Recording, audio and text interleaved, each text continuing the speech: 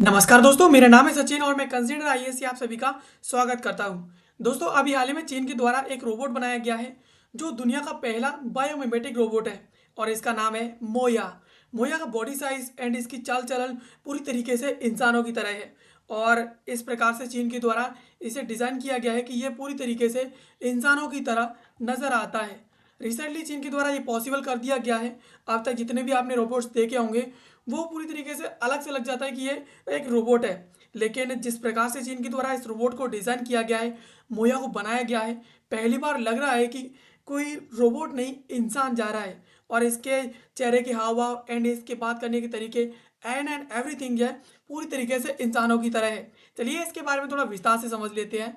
तो मोया को संघाई स्थित एक स्टार्टअप है जिसका नाम है ड्रॉयड अप, इसके द्वारा इसे विकसित किया गया है। ये कोई एक रोबोट नहीं है, ये एक एम्बेडेड इंटेलिजेंट प्लेटफॉर्म है। यानी ये पूरी तरीके से एक इंटेलिजेंट प्लेटफॉर्म की तरह विकसित किया गया है। इसके अंदर सब कुछ समाया हुआ है। और इंसानी चाल की सटीकता की बात करें तो मोया की सबसे बड़ी जो खूबी है वो इसकी 92% इंसानी चाल की सटीकता है। और इस पर वैज्ञानिकों के द्वारा दशकों तक संघर्ष किया गया था, तब जा करके वैज्ञानिकों को ये जो है सटीकता एंड ये इंसानी चाल मिल पाई है। और इसके जो कूल्हे हैं उनका रोटेशन एंड इसके अलावा इसके घुटनों का लचीलापन सब कुछ इंसानों की तरह है। एंड इसके शरीर की बनावट की बात करें तो इसके शरीर की जो ऊंचाई है वो 1.65 मीटर की है एंड इसका जो शरीर का वजन है वो 32 किलोग्राम का है।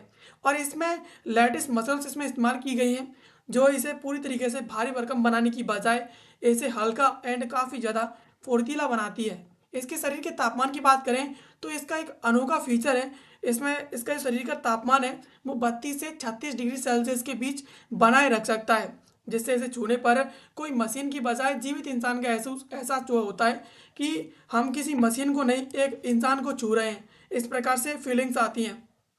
एंड इसके चेहरे के हाव भाव की बात करें तो मोया मुस्कुरा सकता है, पलके झपका सकता है, माइक्रो जो एक्सप्रेशन है, सूक्ष्म भाव है अपने चेहरे पर ला सकता है। एंड इसके अलावा ये आई कांटेक्ट भी कर सकता है, यानी आपसे नज़रें भी मिला सकता है और इसे सोशल रोबोट की श्रेणी में अलग बना देता है। यानी इसका जो आई कांटेक्ट मिलाने का तरीका है वो अदर रोबोट से इसे पूरी तरीके से डिफरेंट बना देता है, अलग बना देता है। तो इसका जो बॉडी साइज है एंड इसका जो फेस है, फेशियल एक्सप्रेशंस हैं वो पूरी तरीके से अलग है। जो बाकी जो रोबोट्स हैं उन रोबोट से मोया को पूरी तरीके से अलग बनाकर रख देता है।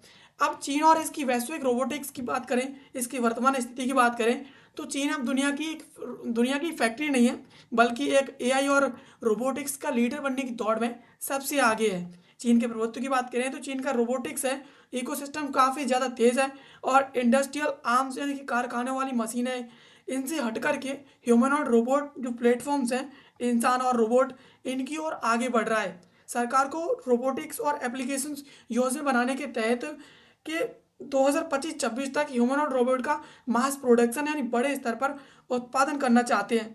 यानी चीन के अंदर देखा गया है कि चीन जो है अब मशीनों और कारखानों वाले रोबोट बनाने की जगह वो ह्यूमनॉइड रोबोट बनाने पर ज़्यादा ध्यान दे रहा है। और अब वो साल 2025-26 में मैस प्रोडक्शन करने वाला है, यानी काफ़ी ज़्यादा मात्रा में रोबोट्स बनाने वाला है। वैश्विक तुलना की बात करें तो टेस्ला का जो ऑप्टिमस है जो कि यूएसए का है, एलन मस्क का ऑप्टिमस श्रम और कार्यकुशलता पर केंद्रित है। यानी ऑप्टिमस को बनाया ही इसलिए गया है कि ताकि वो काम कर सके और पूरी तरीके से कार्य कुशल तरीके से। एंड इसके अलावा जो बोस्टन डायनेमिक्स है वो यूएसए का है, ये एक एथलीट एंड इसके अलावा स्टंट करने में माहिर है, तो इन रोबोट्स को इसीलिए डिज़ाइन किया गया है। एंड इसके अलावा जो ड्राइड अप का जो मोया है जो चीन में बनाया गया है उसे पूरी तरीके से सोशल इंटेलिजेंस एंड इंसानी व्यवहार की नकल करने के लिए बनाया गया है एंड इमोशनल बॉन्डिंग बनाने के लिए जो है मोया को डिज़ाइन किया गया है। अब इसके सकारात्मक प्रभाव की बात करें तो हेल्थ केयर एंड बुजुर्गों की देखभाल, मोया जैसे रोबोट अकेलेपन से जूझ रहे बुजुर्गों के लिए एक बेहतरीन जीवन साथी बन सकती है। ये ना केवल दवाएं दिलाएंगे बल्कि आपसे बातचीत भी करेंगे। तो ये कहीं ना कि बुजुर्ग हैं, जो लोग ज़्यादा बुजुर्ग हैं और चलने फिरने में असमर्थ हैं और काफ़ी अपना काम अपने हाथों से नहीं कर पाते हैं, तो उनके लिए मोया एक बहुत ही ज़्यादा बेहतरीन विकल्प है जो उन्हें एक पार्टनर की तरह उन्हें अच्छी तरीके से जो है सेल्फ सर्विसेज प्रोवाइड करेंगी। एंड इसके अलावा सर्विस सेक्टर की बात करें तो इस ये जो है रिटेल स्टोर्स एंड इसके अलावा रिसेप्शन एंड शिक्षा के क्षेत्र में ये रोबोट इंसानों की मदद कर सकते हैं। इसके अलावा उबाऊ जो काम है उन्हें खुद संभाल सकते हैं, यानी जो काम इंसानों को ज़्यादा उबाऊ लगते हैं एंड इसके अलावा शिक्षा के क्षेत्र में एंड अदर जो काम है जो इंसानों को ज़्यादा उबाऊ लगते हैं, लगता है कि यार हमें नहीं करना है, तो उन कामों को ये जो रोबोट है मोया वो आसानी से कर सकता है, संभाल सकता है। एंड जोखिम भरे काम की बात करें तो ऐसी जगह जहाँ पर इंसानों को जाना खतरनाक है वहाँ पर 92% सटीकता वाली चाल के साथ बुद्धि का इस्तेमाल करके ये जो मोया रोबोट है वो वहाँ पर जा सकता है। एंड इसके अलावा वो वहाँ पर जो है उस काम को कर सकता है।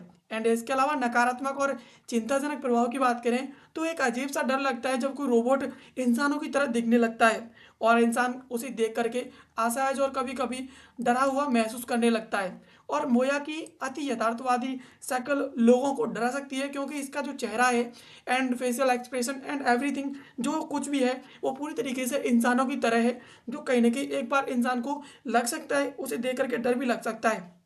इसके अलावा रोजगार पर संकट की बात करें तो यदि 1.2 मिलियन युवान यानी करीब 1.4 करोड़ रुपए की कीमत पर ये रोबोट उपलब्ध होते हैं तो भविष्य में सर्विस सेक्टर की कई नौकरियां खतरे में पड़ सकती हैं। यानी इतनी ज़्यादा इंटेलिजेंसी के साथ और पूरी तरीके से एक ह्यूमन लाइक काम करने के तरीके में और इसका चाल चलन फेशियल एक्सप्रेशन एवरीथिंग अगर इंसान की तरह होगा तो ये सर्विस सेक्टर में जब अपनी एंट्री मारेगा तो कहीं ना कहीं ये इंसान की जो जॉब है वो पूरी तरीके से जा सकती है। तो कहीं ना कहीं इससे नौकरियां खतरे में पड़ सकती है।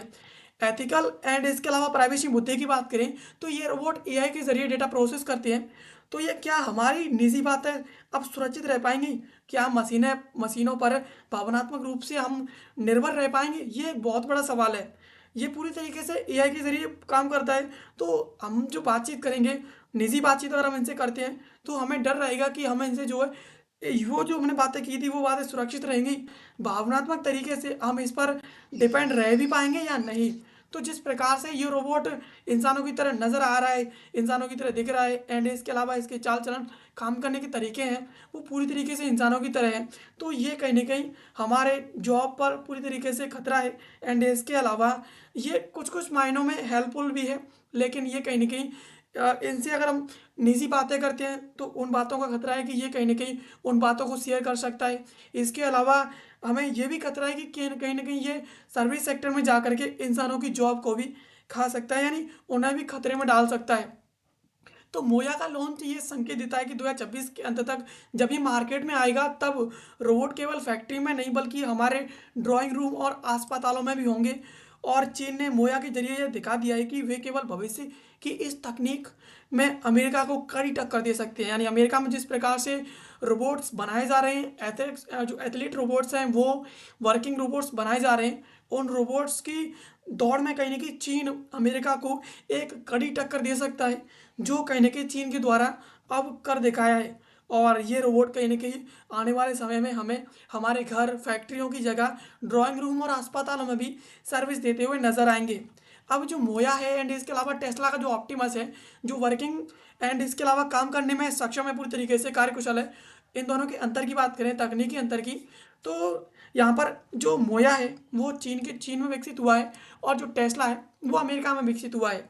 अब मुख्य उद्देश्य की बात करें तो जो मोया है वो सामाजिक मेलजोल एंड केयर गिविंग एंड सूक्ष्म भाव ये और जो फीलिंग एक्सप्रेशन है उनके हिसाब से इसे डिज़ाइन किया गया है। और इसके अलावा अगर हम ऑप्टिमस की बात करें तो ये कारखानों में श्रम और इसके अलावा सामान उठाना, भारी भरकम काम करने में माहिर है। अब दोनों के वजन की बात करें तो मोया का जो वजन है वो सिर्फ और सिर्फ 32 किलोग्राम का है, यानी काफ़ी हल्का है। और अगर हम टेस्ला की ऑप्टिमस की बात करें तो ये सिर्फ और सिर्फ 56 किलोग्राम का है। इसके अलावा दोनों की ऊंचाई की बात करें तो मोया 1.65 मीटर की है और जो टेस्ला का ऑप्टिमस है वो 1.73 मीटर का है। एंड चलने की सटीकता की बात करें तो जो मोया है वो पूरी तरीके से प्राकृतिक चाल यानी 92% इंसानी सटीकता के साथ चलती है, और वहीं जो ऑप्टिमस है वो तकनीकी है और पूरी तरीके से स्थिर चाल यानी एक रोबोट चलता है उसकी तरह चलता है। इसके अलावा चेहरे के हाव भाव की बात करें तो मोया के अंदर माइक्रो एक्सप्रेशंस, मुस्कान एंड इसके अलावा पल के झपकाना, ये सब जो है चेहरे के हाव भाव मोया कर सकती है। इसके अलावा अगर हम ऑप्टिमस की बात करें तो ये चेहरा नहीं है, इसके पास एक डिस्प्ले और सेंसर पैनल है जिसके जरिए ये कमांड देता है एंड इसके अलावा काम करता है। आप विशेष रूप से तो इसकी तकनीक की बात करें तो मोया है वो हाइड्रो बायोमिमिक्स लैटिस मसल्स, इसके अलावा बॉडी हीट 36 डिग्री सेल्सियस तक है। अब वहीं हम ऑप्टिमस है उसकी बात करें तो ये end to end neural network है, इसके अलावा टेस्ला के डिजाइन एक्ट्यूएटर्स पर के तरीके से इसे बनाया गया है, तो उस तकनीक पर ये डिपेंड करता है। इसके अलावा अनुमानित कीमत की बात करें तो चीन के द्वारा जो बनाया गया है उसकी जो कीमत है वो 1.2 मिलियन युआन्स की है, यानी 1.4 करोड़ रुपए की है। और इसके अलावा अगर हम वहीं ऑप्टिमस की बात करें तो ऑप्टिमस है उसकी कीमत है $20,000, यानी ये करीब 17 लाख रुपए का है। तो दोनों के जो है काम करने के तरीके, बॉडी साइज एंड इसके अलावा वेट, हाइट और इसके अलावा इनके फेस, इनमें काफ़ी ज़्यादा अंतर है। और इसके अलावा इसी हिसाब से इनके प्राइजेस भी हैं, तो प्राइजेस में भी काफ़ी ज़्यादा अंतर है।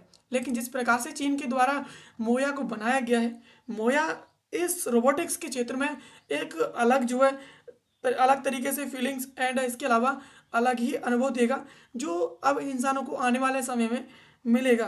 तो दोस्तों ये थी खबर जिसको आज की इस वीडियो हमने समझा। ऐसे वीडियोस के लिए आप हमें सब्सक्राइब कर लीजिए। मिलते हैं किसी अगले वीडियो में किसी नए और महत्वपूर्ण टॉपिक के साथ, तब तक के लिए आप सभी का बहुत बहुत धन्यवाद।